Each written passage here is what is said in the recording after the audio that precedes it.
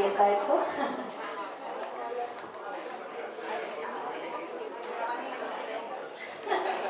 El abaniquito, el abaniquito. Qué calor, poco, poco. Eso que estamos en noviembre.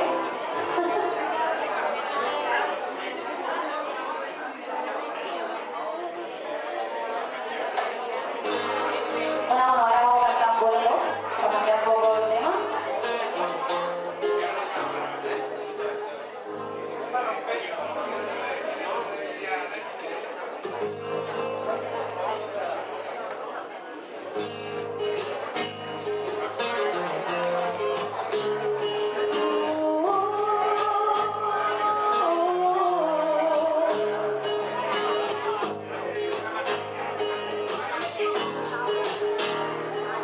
Existe un momento del día que pueda acordarme de ti. Hoy todo parece distinto, porque no estás conmigo. Escucha melodía.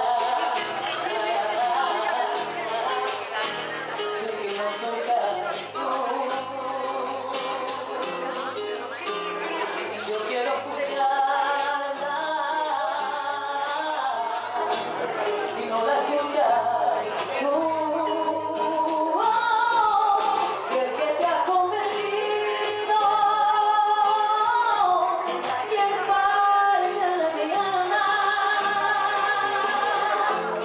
ya nada me consuela.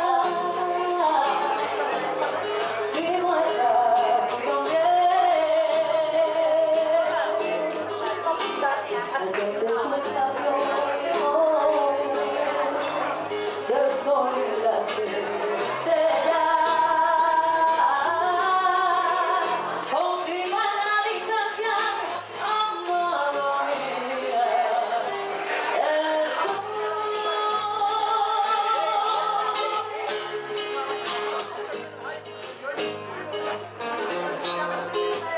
Y el que te ha convertido y en parte de mi alma, ya nada me consuela. Si no estás tú también, más allá de tu labio, del sol y las estrellas, contigo en la distancia, amada mía, estoy.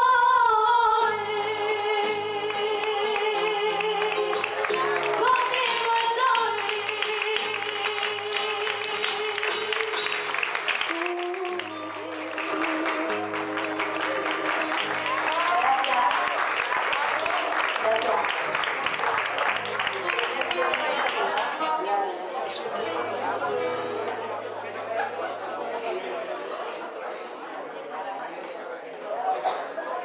Bueno, ya para despedirnos, ahora otro chile diferente también, no sé si habéis escuchado La Puerta Violeta de Portugal. Pues es muy bonita, la vamos a cantar también.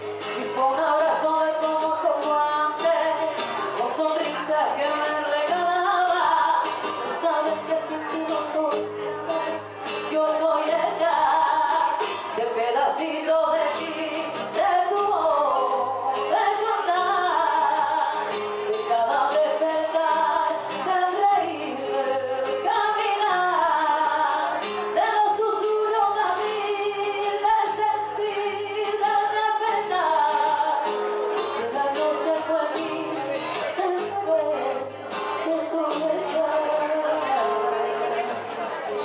necesito de ti.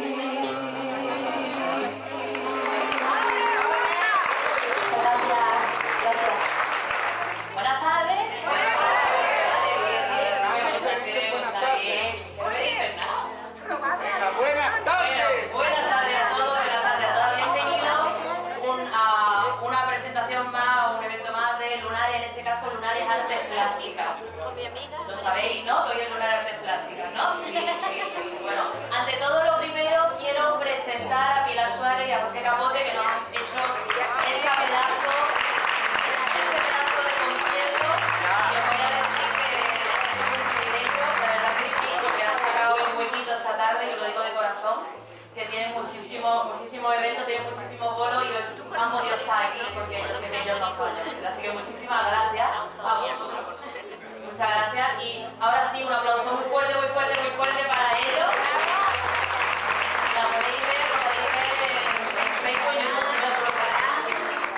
Bueno, ante todo yo quiero dar las gracias a la Fundación El Pimpi por contar con nosotros, obviamente, porque para mí es un placer estar aquí y cantar, y el arte se tiene que demostrar de todas formas. Y nada, pues si queréis seguirme o algo en Instagram, pilar.suárez, 55, YouTube también tengo Pilar Suárez. Pilar Suárez, Instagram, YouTube y Facebook. Ahí cuelgo vídeos, las actuaciones, en fin. Y ya está. Pues muchísimas gracias a todos, ha sido un placer. Los contratos ya con el manager, aquí ya no podemos hablar de eso, pero... Bueno, pues muchísimas gracias chicos, muchísimas gracias. Y ahora sí, vamos a empezar.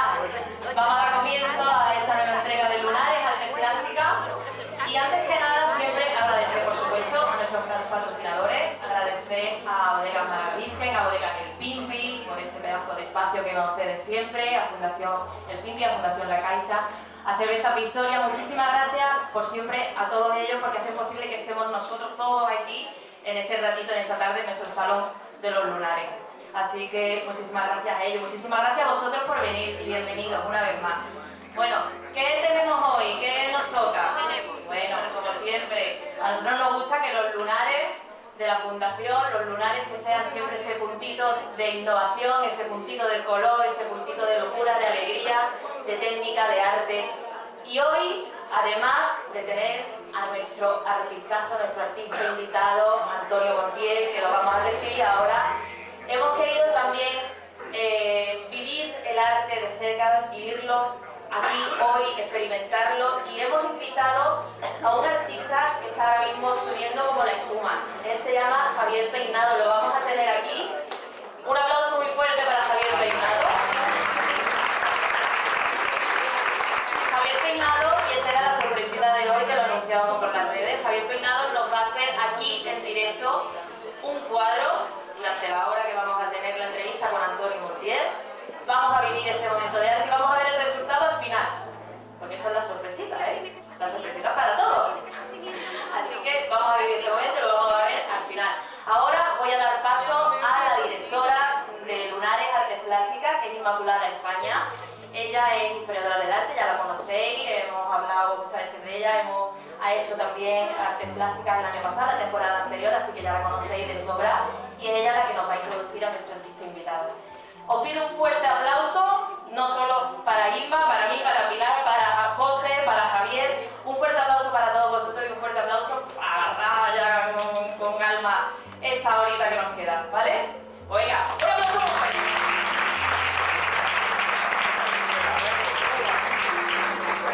Buenas tardes, para mí es un honor estar aquí, además con llena fototal, con lo cual es una alegría inmensa. Yo soy Inmaculada de España, ya lo ha dicho Cristina, soy la directora de los Lunares de Artes Plásticas. Ya sabéis que en los Lunares lo que se pretende vivir es la cultura malagueña, y nosotros no podíamos arrancar de otra forma que con uno de los artistas malagueños más internacionales y más conocidos del momento, como es Antonio Montiel. Pero antes de darle paso, paso vamos a ver un vídeo presentación de Antonio Montiel.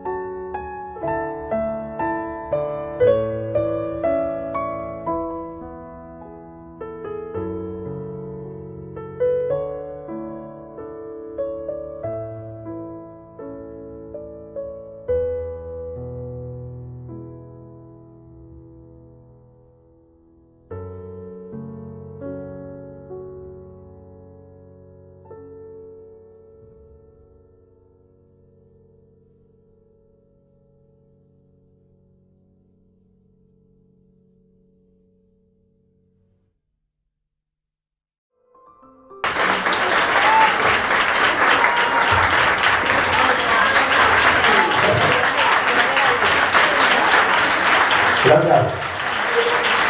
Gracias.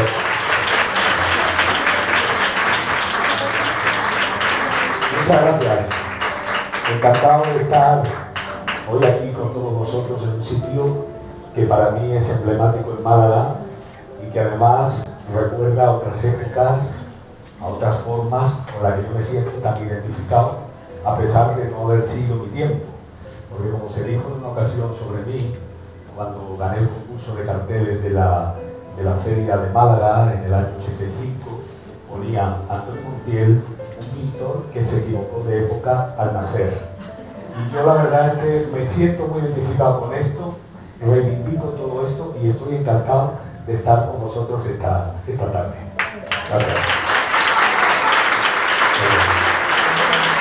Gracias. No sé si tengo puesto esto bien. ¿Está bien? Sí. Bienvenido a nuestro Muy bien. saloncito. Me alegro mucho de veros a muchas caras conocidas aquí en este lugar que me encanta. Gracias por invitarme. Muchas gracias. Bueno, pues la idea, Antonio, sobre todo es compartir este momento de saloncito, como decíamos, este momentito de café, para hablar contigo, de conocerte un poquito, de conocer tu historia, de conocer tu obra. Sí. Y sobre todo esas anécdotas que seguro que tienes muchísimas y que nos van a encantar. Algunas hay, algunas. Claro que sí. Lo que queráis. Pues nada, empezamos, ¿vale? Sí. Mira, Vamos a ver, ¿cómo te llegó el gusanillo del arte y por qué quisiste dedicarte a la pintura? Bueno, la verdad es que esto es una cosa muy particular porque yo empecé siendo niño, hasta el punto de que, bueno, tenía 3 años y medio. Precoz. Cuando mi madre me había comprado una libreta de esto que, bueno, pues que mientras, para que el niño se entretenga, pues me compró una libreta donde yo hacía mis garabatos, ¿no? Pero el hecho de que de pronto empiezo a que eso de hacer un garabato ya de una forma más firme me viene a través, algo que ya muchos de vosotros sabéis, pero que vuelvo a contaros, porque un día mi padre, vivíamos entonces en Madrid, yo soy nacido en Antequera. Lo que pasa es que nunca viví en Antequera, fue de una manera circunstancial, puesto que mi madre es de un pueblo muy cerca de Antequera, llamado Villanueva de la Concepción, mi padre de Almojía, y entonces vivían por aquel momento en Madrid. Yo viví en Madrid hasta los 7 años. Entonces, como nací un 30 de agosto, pues fueron a dar a luz a Antequera, que les pillaba más cerca. Y entonces... pues bueno, nazco en Antequera, pero al cabo de los 7 años nos venimos a vivir a Málaga. Pero yo no había perdido el contacto constantemente desde niño con Málaga y con Villanueva de la Concepción o Antequera, ¿no? Que iba a la feria y todo eso, ¿no? Pero nunca viví en Antequera. Entonces lo que te puedo decir es que mi padre trae un día, estando en Madrid, un lote de revistas atrasadas de una emisora que se llamaba Radio Centro. Y en estas revistas pues venían pues en las diferentes portadas artistas de la época. Y de pronto, entre esas revistas, una cara que me llama la atención de una manera muy especial. Y ese rostro pertenece a la figura, al arte de la reconocidísima artista Pepa Flores, Marisol. Fue tal el impacto que me causa que empiezo a intentar copiar aquel rostro, aquella expresión, a través de aquella portada, una y otra vez, hasta el punto de aprendérmela de memoria. Y entonces, a partir de ese momento, se empieza a hacer el retrato en mí. Es decir, yo comencé a dibujar precisamente con el retrato a través del rostro de Marisol, de la artista Marisol. Entonces fue pasando el tiempo, fui perfeccionando. Venían, muchas veces venían pues familiares, venían vecinos, y mis padres les enseñaban aquella libreta con el asombro de que veían que aquel rostro que yo pintaba, aquella muñeca que yo pintaba, ya se parecía a Marisol, ¿no?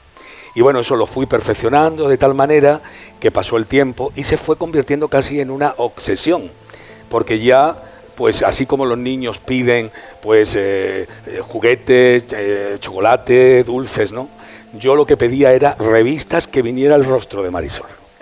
Y cuando me ponía enfermo incluso, pues venía mi abuela. ¿Qué es lo que quieres que te traiga? ¿Quieres un pastelito? ¿Quieres que te traiga algo? Aquellas botellitas de anís, que eran bolillas de anís. Digo, no, yo lo que quiero es que me busques, que vayas al kiosco y preguntes si tienen revistas que venga Marisol. Y hasta tal punto de que fue pasando el tiempo, y cuando tenía 10 años, entro en la Escuela de Artes Aplicadas y Oficios Artísticos, que hoy ya es el Ateneo de Málaga, y entonces pues comencé como comenzábamos todos entonces, que era con el carboncillo, con los difuminos, pero siempre estaba esa obsesión de pintar a Marisol. Es decir, eso era una constante, ¿no? Y entonces pasa el tiempo, ya empiezo incluso pues a participar, bueno, empecé a ganar los concursos primeros con 6 años a nivel infantil. Entonces había una asociación que era lo de aquello de educación y descanso, y entonces pues celebraban aquellos concursos de pintura, de dibujo al aire libre. Ya mi padre me llevaba, pero bueno, ya en el colegio incluso los profesores advirtieron en mí pues esas cualidades y hablaron con mis padres para decirles que tenían que matricularme en lo que era Bellas Artes, ¿no? Que llamaban Bellas Artes. Y así lo hicieron, y empecé, pues ya te digo, de esa forma. Hasta que ya cumplí 14 años, yo ya participaba en colectivas y había hecho cantidad de cosas ya incluso de niño, pero con 14 años celebro mi primera exposición individual, después de haber ganado pues eso, concursos, colectivas y haber pues hecho muchas cosas, no solamente la incursión del retrato, sino también paisajes, bodegones y todas esas cosas. Tú has pasado por una etapa simbolista, sí, por otra impresionista, sí, y eran, digamos, que los pasos previos para llegar al retrato realista, o el retrato siempre estuvo ahí. no, el retrato siempre estuvo en mí, lo único que pasaba era que cuando tenía pues 16, 17 años, existía esto que le llaman pues la oficialidad. Entonces se fomentaba mucho lo que era el arte de vanguardia, lo que era el arte moderno. Y claro, ¿qué pasaba? Que en eso yo no me sentía muy identificado. Es decir, así como otros les han encantado pues la creatividad en esos aspectos y todo esto, ¿no? Pero yo no me sentía identificado. Pero claro, era joven, quería conseguir cosas, metas, y entonces pues te presentabas a concursos como el que hacía el Corte Inglés, que era un concurso de arte joven, y nunca me seleccionaban, nunca. Hasta que un año, ya enfadado, pues cogí unos papeles, empecé a rayar aquello, hacer una cosa que no, vamos, que no me la creía ni yo. Y resultó que me dieron un accesi de honor. Entonces comprendí la mentira que hay también en todo esto. Entonces llega un momento en mi vida en que empiezo a ser más sincero conmigo mismo. Porque claro, ¿qué pasaba? La gente queremos ir de modernas por la vida, ¿no? Es que hay que ser moderno. Yo muchas veces me pregunto, ¿pero qué es ser moderno? Porque a mí hay cosas que de lo que llaman modernura que a mí me da vergüenza. Entonces he sufrido mucho con todo esto, porque yo no había nacido para eso. Y yo además te puedo decir que incluso he tenido, luego con los años, yo incluso hice mis incursiones como profesor, y he tenido alumnos que no sabían pintar ni una naranja, ni un limón, ni nada, y al poco tiempo ya los veías haciendo arte abstracto, de manera que era como si eso fuera cuando yo sabía que no tenían ninguna base, ¿no? Tú has permanecido fiel a tu... Sí, a tu sí, crianza. porque yo me sentía que de no haberlo hecho habría estado desaprovechado, porque para hacer esas cosas ya hay mucha gente. Hay gente que no tiene nada que hacer y de pronto dice, me voy a dedicar a la pintura, y pintan moderno, pintan abstracto, y bueno, está muy bien. Es decir, yo no me quejo, a ver, yo no critico eso, pero yo estoy hablando de cosas serias. Es decir, es como si, que te digo yo, como si me comparas a Velázquez con Miró, no los meto en el mismo saco. Claro. ¿Entiendes? Tiene esa parte del talento, tiene que venir del alma, ¿no? Digamos, y tú eres considerado el pintor del alma, ¿no? Pero Bueno. yo creo que para pintar el alma Sí. es algo tan especial, tan profundo, tan difícil, porque ¿cómo se pinta el alma? ¿Cómo se refleja el alma? ¿Dónde está el alma Bueno. para Antonio Montiel? Pues mira, eso es una cosa que siempre además me dijo desde muy jovencito.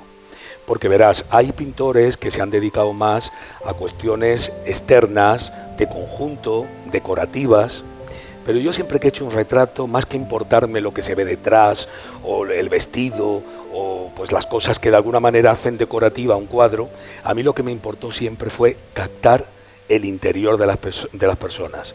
Pero no solo por el hecho de que se parezca, sino porque para mí la importancia está en poder transmitir aquello que está en lo más profundo y que se revela mucho a través de la mirada, del gesto, de la actitud, de la comisura de los labios. Y esa es la parte que realmente a mí me ha interesado como artista. Por eso no he perdido el tiempo en otras cosas, porque para otras cosas ya había mucha gente, ¿entiendes? Es decir, hay otra gente que sí que les gusta hacer más cosas, ¿no? Pero yo en el tema del retrato, para mí, siempre he buscado la parte más profunda del retratado, que esa es la parte que más me ha interesado, que más me ha importado, ¿no? Y es lo que yo he querido plasmar. Hay una parte antropológica también en tu pintura, ¿no? En tu obra, porque Sí. si buscas además, tienes esa búsqueda continua, ese Sí. estudio de la persona y de sacar sobre todo la esencia de esa persona. Sí, Tiene, aparte del talento, de la técnica que ya tienes de Sí. por sí, ese estudio antropológico se ve en la Bueno. pintura también. es que ¿sabes qué pasa? Que verás, cuando yo tenía 11 años, yo ya me empezaba a cuestionar la vida. Mientras otros niños se preocupaban de jugar a la pelota, de intentar ganar pues un partido, jugar a las bolas, yo a veces me parecía que eso era como perder el tiempo, porque para mí había otras cuestiones que eran mucho más importantes, ¿no? Ya con esa edad yo me cuestionaba por qué hay niños enfermos, pues por qué hay gente que de pronto sufre, por qué hay esas diferencias, esas desigualdades, por qué unos niños vienen entre algodones y otros vienen sufriendo, hasta tal punto de que incluso me daba pena ir a la feria, porque yo veía la otra cara de la feria. Mientras otros se divertían, yo veía lo que había detrás, la del algodón dulce, los que ayudaban en los coches de choque con las caras sucias, y todas esas cosas a mí me revolvían, ¿no? Entonces inicié una búsqueda espiritual que creo que ha sido lo más importante que me ha sucedido. Es decir, y eso lo intento plasmar también en la parte del retrato, ¿no? Yo creo que el ser humano parte de una divinidad y que todos venimos de esa divinidad. Llamarle como queráis, Dios, Alá, da igual, pero partimos de esa divinidad.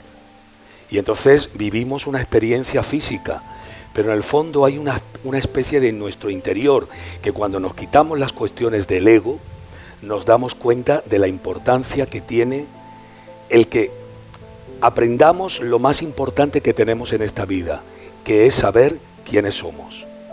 Y eso de alguna manera se refleja en mi trabajo. Es decir, a mí me interesa esa parte. Y entonces hay gente que dice, pero es que sacas a la gente muy guapa. Y no es que la saque guapa porque quiero sacar a la gente guapa.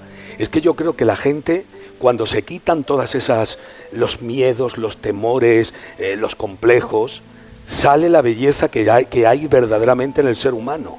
Y esa es la parte que más me interesa. Qué bonito, un aplauso, por favor, yo voy a llorar ya. Qué bonito. Es así. Entonces eso ha sido muy importante para mí. Y además, ya que estamos aquí incluso en petit comité, como quien dice, aunque haya mucha gente, pero yo tuve una experiencia cuando tuve 11 años que fue muy importante en mi vida. Perdón, con 10 años, muy importante, ¿no? Una experiencia que tuve la oportunidad incluso de contar en Cuarto Milenio, cuando se enteró Iker Jiménez de lo que me había sucedido, ¿no? Y que fue verdad, porque hay veces que estas cosas da como temor, no vayan a ser que te tomen por loco, que de alguna manera, pues a ver qué piensan de ti y tal, ¿no? A mí ya no me importa contarla, no me importa decirla, porque como sé que fue verdad, porque lo que vi era real y porque además fui consciente no tan solo de un flash, sino de muchos minutos, porque aquello pudo durar casi 10 minutos como poco, pues eso también influyó mucho en esa búsqueda espiritual que luego tuve más tarde, ¿no?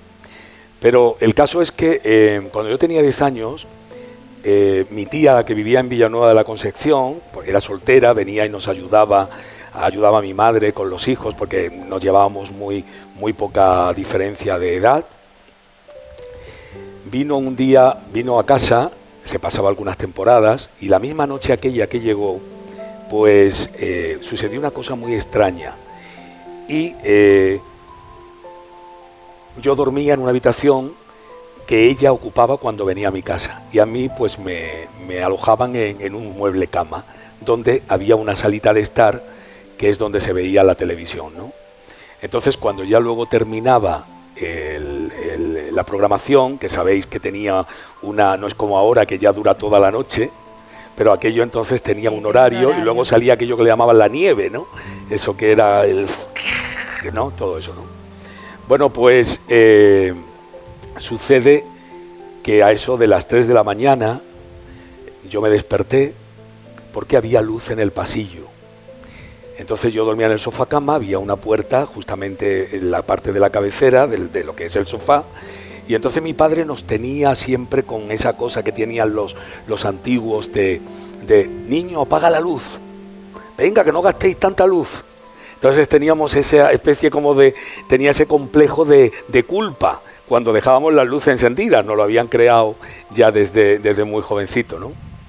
Y entonces pues yo notaba que había luz. Yo a veces escuchaba a mi padre por las mañanas que movía la cucharilla del café durante bastante rato, pero no lo escuchaba, con lo cual dije, se ha dejado la luz encendida.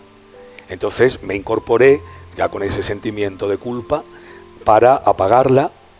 ¿Y cuál fue mi sorpresa? Que lo que veo justamente al levantarme no era la luz del pasillo, sino era una silueta luminosa, como fosforescente, que estaba justamente detrás. Entonces, claro, ¿cuál fue mi actitud? Pues inmediatamente volverme a meter dentro del sofá cama y taparme la cabeza. Pero claro, yo decía, Dios mío, pero si esto que he visto es verdad, ¿esto qué es? Entonces, poco a poco, pues yo iba bajando lo que eran las mantas y las sábanas, y cuando me doy cuenta, aquella imagen que estaba detrás andaba por la habitación. Y fijaros hasta qué punto que cuando aquello se acercaba a la televisión que estaba en una esquina, de pronto la televisión se iluminaba, pero se iluminaba como cuando apagabas antes y existía eso de la nieve, ¿no? Entonces yo estaba aterrado y ya de pronto yo mirando, observando, y aquello se acercaba a mí y yo volvía a taparme la cabeza. Fijaros si me dio tiempo de ver que aquello no era un invento, sino que era real. Entonces fijaros hasta el punto de que yo bajaba aquello y de pronto cuando me daba cuenta, aquello me estaba mirando, observando de cerca. Y fue tan terrible que cuando en uno de los momentos bajo, veo que aquello anda y de pronto pegó un fogonazo y volvió aquella oscuridad a la habitación. Me dio tiempo de pegar un grito, de quedarme afónico durante 3 días, me tuvieron que llevar al médico y claro, aquello nunca se me olvidó. Entonces supe que aquello de alguna manera era una señal. Dicen que los niños tienen una capacidad que a veces los adultos ya perdemos a partir de cierta edad, ¿no? Sí, como cuando emitimos las ondas alfa, que se dicen a partir de cierta edad, ¿no? Pero claro, aquello significó mucho para mí. ¿Te creyeron? Pues bueno, mis padres sabían que yo había visto algo y el médico también, porque aquello no era normal y aparte yo no era un niño mentiroso ni era un niño tampoco imaginativo. Yo he sido siempre muy realista, es decir, que yo he sido una persona de los pies puestos sobre la tierra. Lo he sido antes y lo sigo siendo ahora, ¿eh? No he cambiado para nada, sigo siendo el mismo. Ni he sido fantasioso ni nada, sino era realista para todo, ¿eh? He sido muy realista. Entonces, pero claro, ellos sabían que yo no era mentiroso, con lo cual sabían que algo yo había visto, pero fue verdad lo que vi. Y eso me da lugar a una búsqueda que yo creo que ha sido lo más importante de mi vida, por encima incluso de la pintura, ¿no? Que es lo que además me hace que me dé, que la vida, la existencia para mí, pues tenga mucho más paz, porque si uno se envuelve en las cosas cotidianas del día a día y de lo que hay alrededor es para volverse loco, ¿no? Pues sí. Entonces, cuando tú entras en unos niveles donde te das cuenta que todo lo que sucede tiene un porqué y que también de alguna manera nosotros atraemos a la vida, cada uno de nosotros, nuestras propias experiencias, es como que te dan un descanso. Además, yo llevo 15 años trabajando con artistas, Sí. y sé que tenéis una sensibilidad extrema, Sí. para todo el tema del sufrimiento ajeno y de todo eso. Bueno, pero también hay un tópico sobre todo eso, ¿eh? Te lo digo de verdad. Porque siempre se ha dicho, es que el artista tiene que tener la locura. Bueno, no, es que hay gente loca que tampoco es artista. Entonces, claro, es que es verdad, es que todo eso se aprovecha, ¿no? Y yo le quito a esas cosas tonterías. Yo cada día estoy por quitar más tonterías a las cosas. De verdad, sinceramente. Porque considero que la vida, es decir, es que claro, todo se puede vender de 50.000 maneras. Es como si yo ahora te pongo un lienzo muy grande, te pongo un punto en una esquina y te cuento una historia de esto es, no sé qué, no sé cuánto, tal y que cual, ¿no? Y al final es literatura y además barata. Mentira. Pero bueno, también puede ser verdad para ti, quiero decirte. Es decir, que no significa que no lo sea, ¿no? Pero claro, yo estoy en otra onda, sinceramente. Y además reivindico mucho el sentido común, la coherencia. Algo que yo creo que estamos viviendo unos momentos que se han perdido. Totalmente. ¿Entiendes? Y entonces, para mí es importante, pues es como en la política a veces que si de izquierda, que si de derecha, pero ¿qué es la izquierda? ¿Qué es la derecha? Si lo que necesitamos es tener sentido común. Hoy hay un partido que es sentido común en muchas cosas, pero se demoniza también en otras, porque se dice, uy, es que eso es como de... ¿Pero qué es? Y otras cosas que no tienen sentido común se la valoran, se la ensalzan. Entonces, estoy hasta las narices. Muy bien.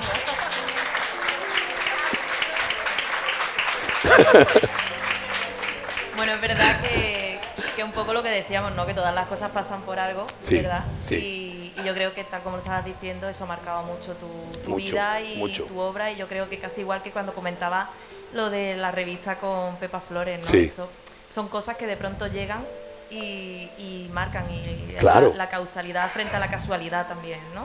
Claro, porque una cosa nos va llevando a otra. La vida es eso, ¿no? Lo que pasa es que muchas veces hay gente que no despierta. Se pueden tener 70 años y no haber despertado nunca.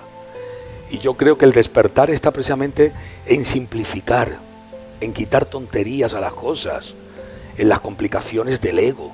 Este me dice, este no me ha dicho, esto no sé qué, no sé cuánto. ¿Pero tú te crees que la vida es para perder el tiempo en esas tonterías? A estas alturas, con la que está cayendo encima. Es decir, es que perdemos mucho el tiempo en cosas. Y yo creo que la vida, mira, la vida tendría que ser, pues, esto es un pasillo, nadie se lleva nada.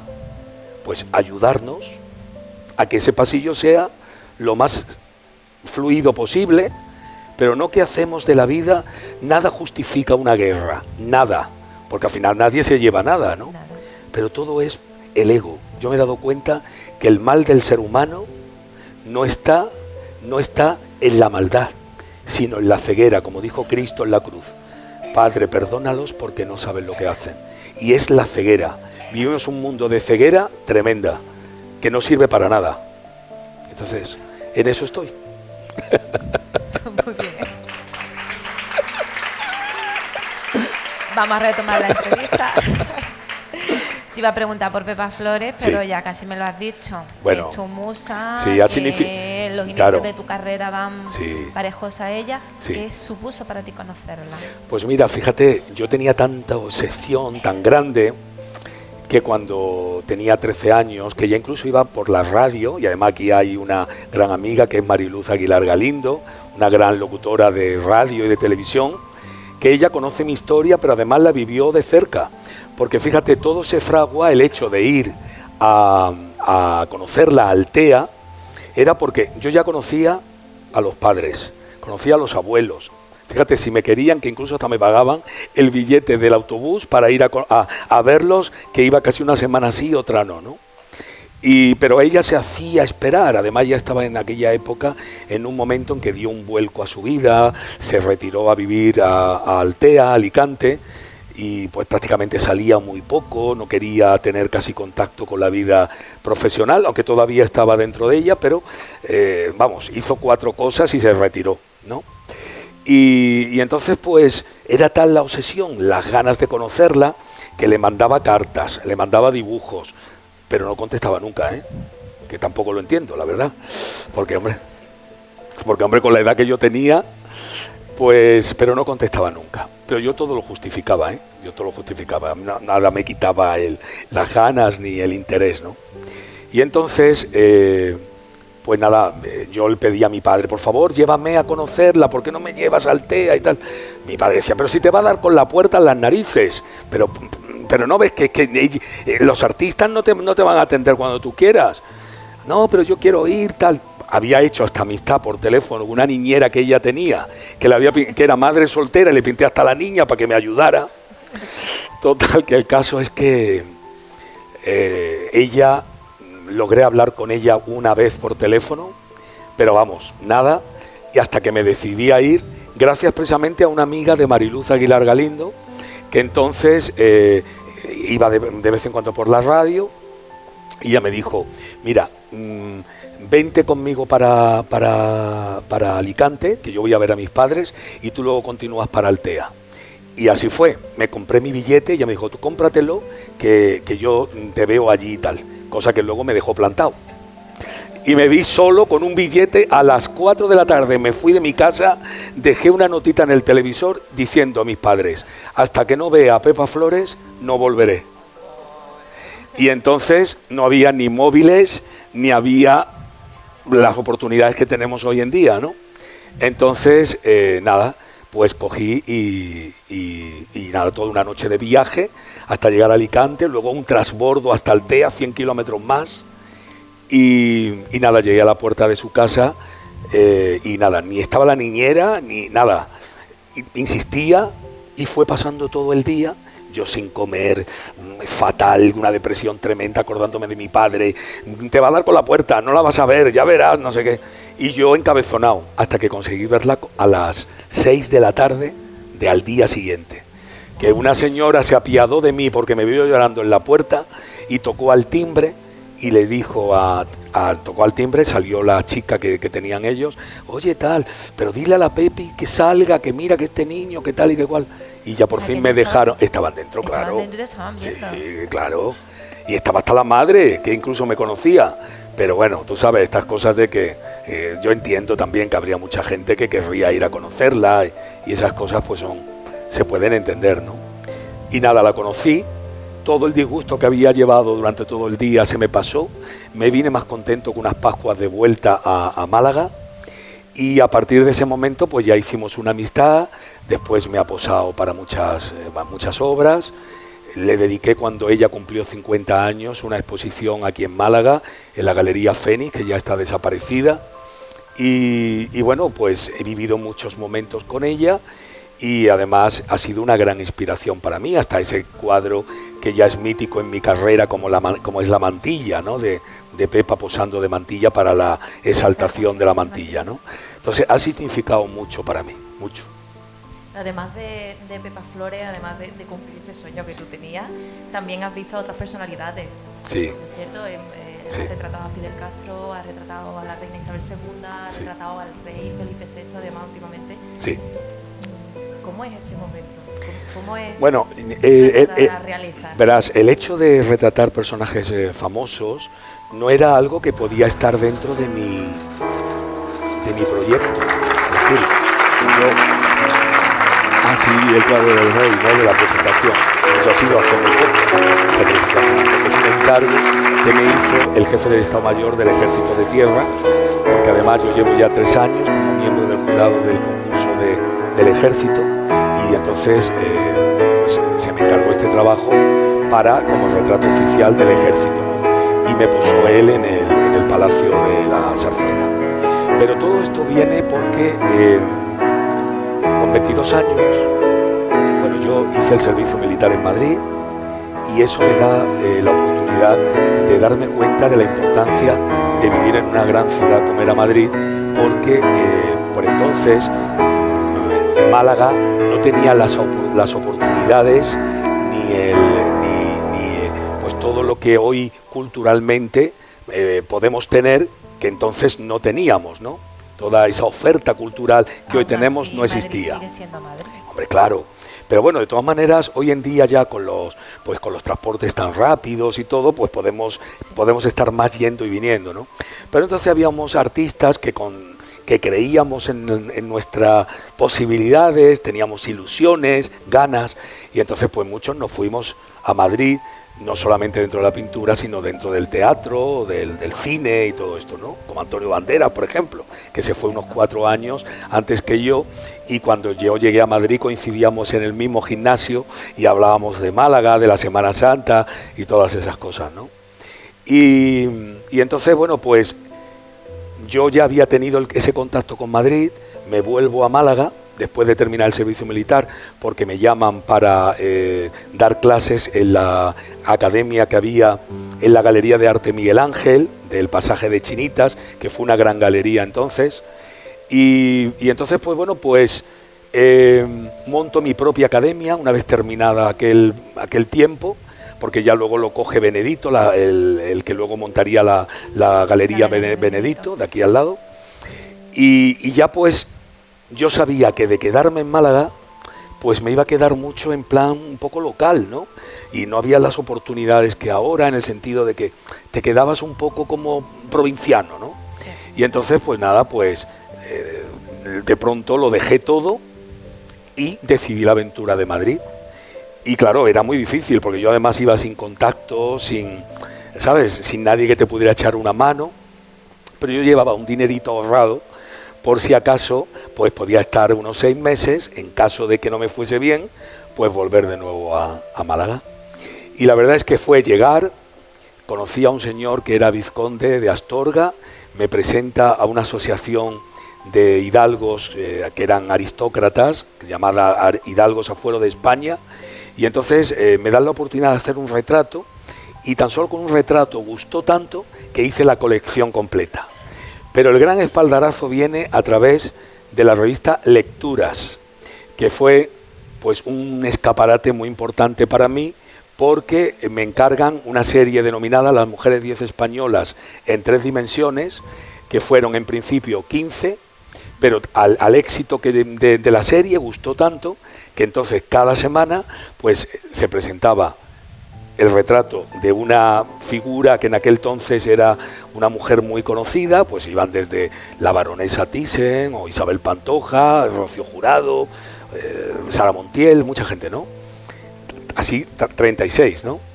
Y tuvo tanto éxito que luego se convierte en la serie Mujeres de España, una exposición itinerante, que la comencé precisamente en Málaga, en la Galería Porticus de la calle Compañía, y luego terminó en Madrid. Y eso pues fue un gran escaparate para mí, y eso me abrió muchas puertas. Y entonces ya pues bueno, por eso se me conoce mucho, por haber retratado a personajes populares, que luego pues es cierto que he pintado, pero porque se me ha ido dando, pero no es que fuera mi propósito o lo que más me guste sean pintar gente popular. Y hablando de abrir puertas y de ese escaparate, sabes que en Lunares siempre nos gusta pues darle también esa oportunidad a los artistas que están empezando. Sí, hombre. Y darle, bueno, pues ese empujoncillo también. Y que hoy, me parece estupendo. Seguro que nos has escuchado antes, pero tenemos hoy a Javier Peinado, Sí, que sí. está haciendo una pequeña sorpresita Anda, para ti, un ¿sí? homenaje, sí. Anda. Eso lo desvelaremos al final. Al pero final. Sí vamos a ver cómo va ese cuadro que está pintando, simplemente la evolución. Ajá. A ver cómo va, también para Sí, que... estupendo. Para buscar ese puntito ahí de misterio Venga, y de venga. sorpresilla, ¿verdad? ¿Me, Javi? Porque- ¿Me levanto para verlo o no? No, lo vamos a ver aquí por pantalla. Vale. Anda, Que lo está haciendo en directo. fíjate, qué, Javier. qué bonito, Javier, qué bonito. ¿Qué arte tiene, hijo? Bueno, muchas gracias. Pues sí, que está, Muy buenas noches. está estupendo. Muchísimas gracias por venirte, Javier. Y muchísimas gracias. Vente por aquí. Muchísimas gracias, Javier, por... Qué bien. Bueno, dámela de todas maneras. Venga. Muchísimas gracias por prestarte a esto, porque Qué bien. es algo tan difícil como crear aquí una obra de arte en tan poquito tiempo que tenemos, Javier. ¿Ves? Pero eso es una cosa más vanguardista, pero ahí se nota que hay conocimiento. Ahí se nota que sabe. Es decir, de dónde no te es viene una a ti? cuestión, eso no es azar. Eso sabe, el que lo está haciendo Eso es talento, eso es sabe, alma, ¿eh? sabe. Eso es alma. Así que un aplauso. ¿De dónde te viene a ti, Javier, porque hemos hablado un poco con los inicios de Antonio y demás, y de esas causalidades, esas casualidades? ¿De dónde te viene a ti ese gusanillo del arte? Bueno, eso viene de siempre. Eso es desde pequeñito, uno se queda embobado viendo cuadros, aunque sean las láminas de Velázquez que había. Claro. Estaba las meninas en el salón de mi casa y uno juega y se quedaba siempre mirando y siempre me veo con un lápiz en la mano. Importante en la cuna, ¿verdad? Siempre, en la barra. ¿Qué artista, qué estilo te da a ti más confianza? ¿En qué estilo te desenvuelves mejor?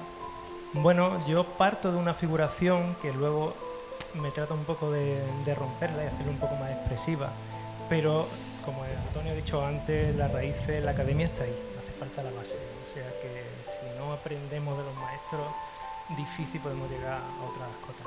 Una cosa es el talento, pero el talento si no se empuja, ¿verdad? El talento si no se perfecciona, Hay que trabajarlo todos los días. hay que darle caña, sí que sí. Pues bueno, después vamos a ver un poquito cómo termina la cosa, ¿no, Javier? Venga, vamos a rematarlo. Qué Un bien. fuerte aplauso para Javier, que va a seguir con su tarea dificilísima. Fíjate, yo creo que sería imposible para mí. Yo ya de por sí no tengo mano, ya te lo digo yo. Hago la técnica del 6 y del 4. Bueno, pero tienes una madre que pinta estupendamente, que es una Eso gran sí, es pintora, verdad, Conchi Quesada. Pero yo no he heredado yo la pintura, la verdad, y las cosas son como son. Yo creo que esto yo sería incapaz de hacerlo, la verdad.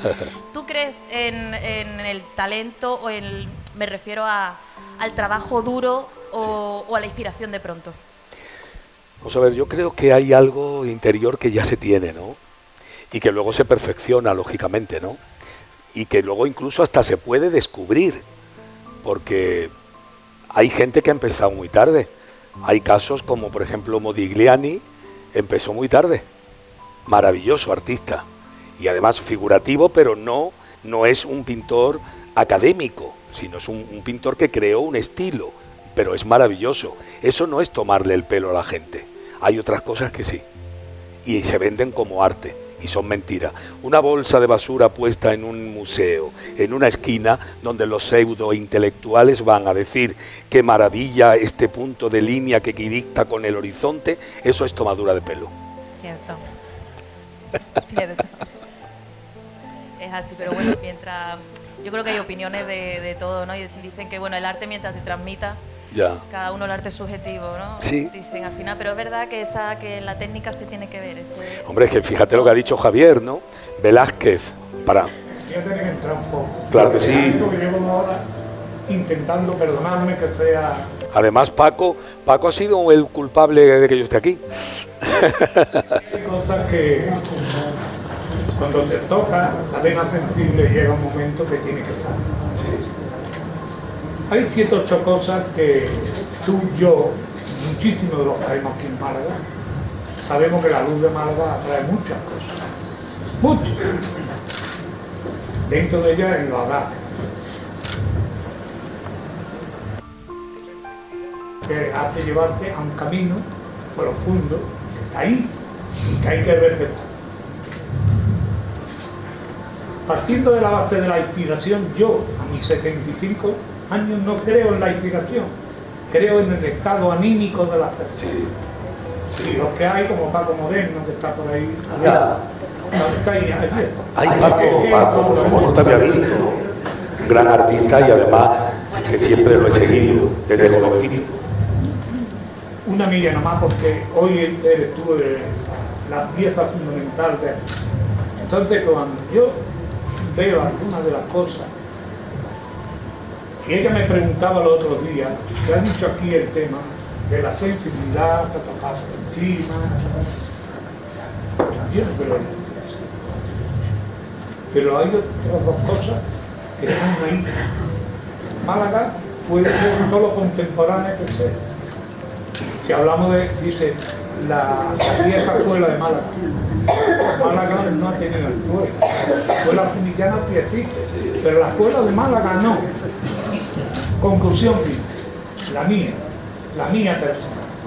El 80 o el 90% de los artistas malagueños, incluido tú incluso, porque tú investigas, esa sensibilidad que tenemos, somos autodidactas o autodidactas. Y tú también. Porque si tú miras el fondo de tu obra, el 90% hay abstracción que está ahí. Estas manchas son tuyas. Con lo cual, ese tema sensible, Antonio, sigámoslo haciendo. Porque la investigación para mí es lo más importante. Desde la figuración a la abstracción. Ahora, que es verdad que hay trampa y cartón. Eso se nota cuando hay trampa y cartón. Eso que te digo. Y tú lo sabes a flecha. Porque eso se nota.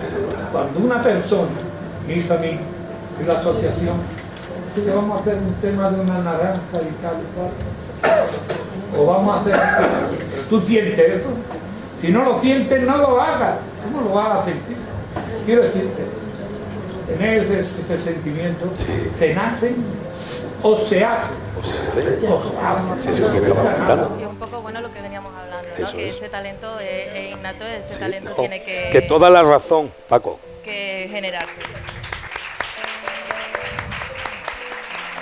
Sí. Yo estoy de acuerdo totalmente con Paco, porque es una cuestión de... Tú tienes la sensibilidad, pero luego el saber transmitirla es una cuestión también de que te haces, es decir, te lo trabajas y a lo mejor algo que no sale en un principio sale mucho más adelante. Entonces no es una cuestión solo de inspiración. Decía Picasso que la inspiración le tenía que venir trabajando, ¿no? Es cierto, estoy de acuerdo, totalmente. Trabajo, trabajo y trabajo. Sí, sí, sí, porque es una búsqueda, ¿no? No es que te viene de pronto tal, hoy mira, siento una cosa que me viene del cielo y me pongo. No es así, ¿eh? Y con todo eso, por eso te digo que en lo del artista muchas veces se ha creado un mito de que el artista está un poco como colgado, que tiene que estar, y puede ser lo más realista posible en tu actitud, en tu manera de ver, y puedes tener una inspiración maravillosa, y puedes hacer cosas maravillosas, pero es que parece que el artista tiene que estar un poco como colgado siempre, y eso es mentira. Se le justifica. Efímero, Total. no existe. No existe. Tú no me puedes hacer a mí un montón de arena, 20 centímetros, y esto mismo trasladármelo a mí. Claro. Seguro que no va a tener la Total. misma altura ni la misma... Totalmente, sí. Yo no te lo mirar, efímero. Sí, yo tampoco. Respeto. Sí, yo también. No, y además es todo, incluso en la técnica. Yo me acuerdo que cuando yo empezaba, yo tenía un profesor, que tú seguramente recordarás, que era Pablo García Reizo, que era una maravilla. Las flores no ha habido nadie en Málaga que las haya tocado con mayor sensibilidad. Y entonces, fijaros que os voy a contar una anécdota muy graciosa, porque don Pablo era un hombre, yo tenía entonces con él, cuando yo empecé a estudiar con él, yo tendría unos 13 años, ya me había ido de la escuela de la Plaza de la Constitución y me fui al Ejido, donde se daba colorido y procedimiento, y lo daba don Pablo García Reizo. Pero claro, don Pablo era un hombre muy bohemio, tú te acuerdas, ¿verdad, Paco? Y Paco Moreno Ortega, también, que tú lo recordarás, a Pablo García Reizo.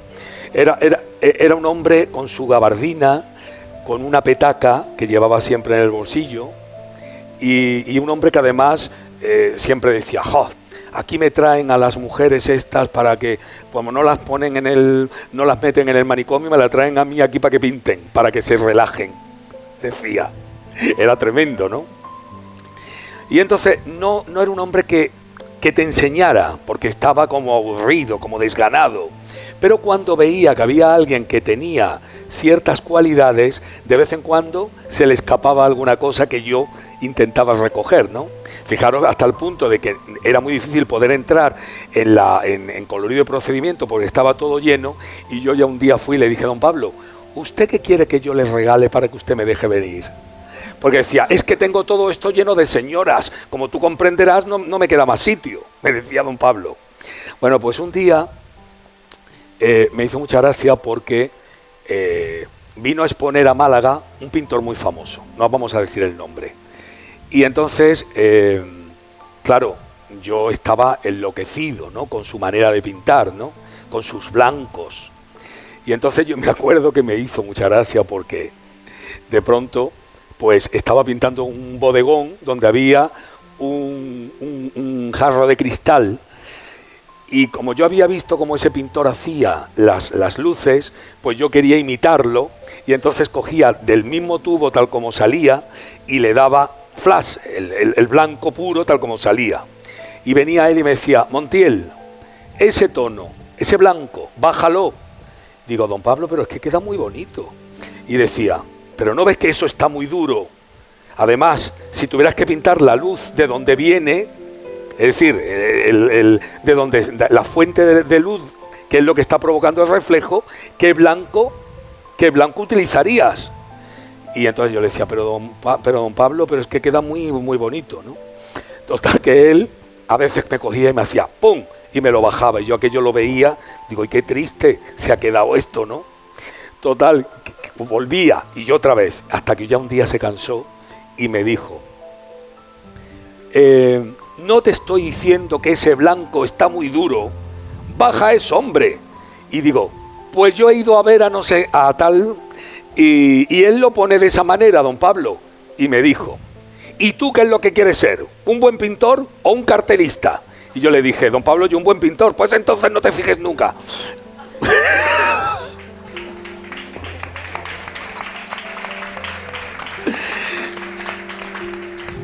Y con los años, cuando ya luego me fui a Madrid y conocí los grandes museos como el Prado, los grandes museos de que tenemos en Madrid, pues comprendí mucho lo que quería decir don Pablo, y entonces fue cuando luego lo pude valorar realmente. Lo valoré muchísimo después. Sí, fue académico, claro, pero qué gusto, qué colorido, qué cadencia en los tonos, qué maravilla. Y yo eso lo he reconocido con los años. En su momento no supe verlo y con los años me di cuenta. Antonio ha retratado muchísimas personalidades, que sí, además lo hemos visto en el vídeo inicial, que bueno, Lola Flores, que para mí es... estoy muy enamorada de Lola Flores. A Rocío Jurado, sí, en fin, hemos hablado antes de la realeza, hemos hablado de infinidad de personalidades que yo creo que poca gente tiene toda esa carrera que tú ya llevas, ¿no? ¿Hay alguien a sí, día de hoy, sí, alguien que a ti te haría especial ilusión retratar? Pues eso es una pregunta que me han hecho muchas veces y la verdad es que hay gente que ves por la calle que te puede interesar mucho más si se trata de pintar por lo que te provocan, que es distinto.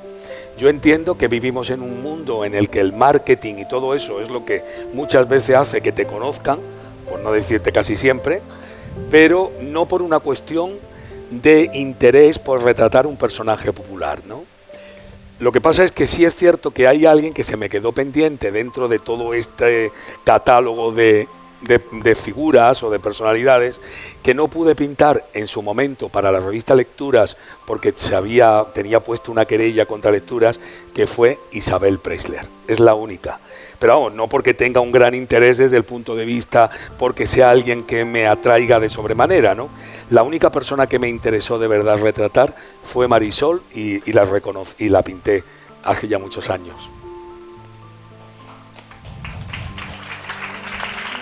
¿Y prefieres pintar del natural o apoyarte en fotografía? Pues bueno, yo siempre he pintado al natural. Lo único que pasa que con personajes como el rey, que normalmente pues es, y hoy en día como además pues las fotografías han ganado muchísimo, no era como antes, pero yo empecé yendo a las casas de los clientes. Aquí en Málaga hay mucha gente que lo sabe, que yo ya con 13, con 14 años me iba con mi caballetito y pintaba pues a muchas señoras de la sociedad malagueña, donde me posaban, pero claro, era una gran complicación muchas veces porque un día se levantaban que no tenían ganas, otro día el peinado no tenía nada que ver con el día anterior, el mantón de Manila, la flor en vez de estar aquí estaba puesta aquí debajo, y entonces todas esas cosas complicaban la vida, ¿no? Y hoy pues el hecho de que cuando yo hago, por ejemplo, algo que tiene que ver con la foto, soy yo mismo el que se las hace, el que además les pone la luz, el que les dice cómo se tienen que poner. Por ejemplo, con el cuadro del rey, que por cierto, fijaros cómo las cosas se sacan de quicio, hoy en día se ha llegado a decir que yo le tuve que llamar la atención al rey, venía publicado en muchos sitios, ¿no? O el cabreo del pintor Antonio Montiel con el rey de España, imaginaros, ¿no? Nada más lejos de la realidad, porque lo único que tuve es que, como le digo a cualquier modelo, majestad, por favor, no se ponga usted tan serio, sonría, meta un poquito la tripa que le queda más estilizado el traje. Pues esas cosas, pero fijaros hasta qué punto que lo venden como que yo me he cabreado con el rey, esos eran los titulares. Nada más lejos de la realidad. Así que así está todo. Pues sí. Y Antonio, te queríamos preguntar sobre los ojos. Decíamos que los ojos son Sí. el espejo del alma, ¿no? Sí. Como esta que hablábamos antes del tema de pintar el alma, de reflejarla. Y ¿crees que es la parte más difícil de retratar por aquello que decíamos de la expresividad que tiene que Sí. tener el ojo? Nada más mirar el cuadro tienes que conocer ya casi el interior de esa persona y casi se recogen los ojos, ¿no? ¿Crees que es la parte más difícil o hay otra parte que has tenido que perfeccionar un poquito más Bueno, o darle un poco más de forma? Quizás el 80% de la importancia de un retrato está no tanto en lo que es la forma, sino en lo que transmite la expresión, que es distinto. Todo el mundo tiene dos ojos, algunos más grandes, otros más chicos, todos, pero no todo el mundo tiene la misma expresividad. Puede haber dos ojos muy grandes y muy parecidos, pero en cambio transmiten cosas diferentes, ¿no? Entonces no está solo en una cuestión física, sino es una cuestión que se transmite desde dentro. Y esa es la parte más interesante del retrato, Por eso ahí es donde, si captas eso, mira, por ejemplo, os voy a poner un ejemplo. Como captar la esencia, Claro. ¿no? El alma de Sí, la sí, sí, persona. sí. Mira, hay rostros que te ayudan porque incluso si hicieras una caricatura sería más fácil porque tienes donde más agarrarte, en el sentido de caras que son más angulosas. Eso es como pintar una persona mayor o pintar un bebé. Es mucho más difícil pintar un bebé porque las facciones son menos definidas, entonces tienes que ser más sutil, y una línea además de cierta dureza conviertes al bebé en un viejo. Es decir, mientras que pintar un viejo marcas y entonces tienes donde agarrarte, pero la sutileza de las medias, de lo que se llaman los medios volúmenes, son muy complicados, muy complicados. Es como pintar el cuerpo de un hombre, un desnudo masculino, un desnudo femenino. Es mucho más difícil el desnudo masculino, porque son los medios volúmenes son más difíciles, porque tú haces, por ejemplo, la forma de un pecho de una mujer y enseguida ya le estás sacando la forma. Se lo haces en un hombre y parece que tiene tetas. Claro. Y tienes que darle ese punto del bajo relieve, como se suele decir. Entonces es más complicado, ¿no?